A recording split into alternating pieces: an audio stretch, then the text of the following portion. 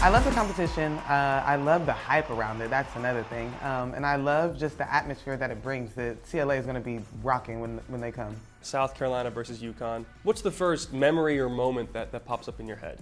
Ooh, the first memory that pops up in my head is when we won against them in the national championship. That was a super exciting moment. I couldn't believe it, and I was just happy for our team. So what's the atmosphere like in these games, both when you're home and then when you're at their place? Oh, it's crazy. Both fan bases are insane. They both go hard for their players and their team, so it's a very fun environment. When Ashton blocked KK Arnold during the UConn game last year, that was the loudest I probably ever heard of CLA.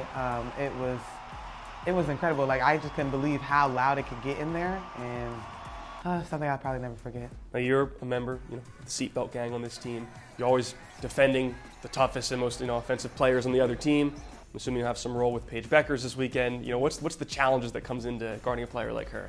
She's a tough player. She has a lot in her bag, and she has a lot of different moves, and she's so poised. And I think trying to go into the game, trying to know what her next move is going to be is probably not going to be the best thing for me.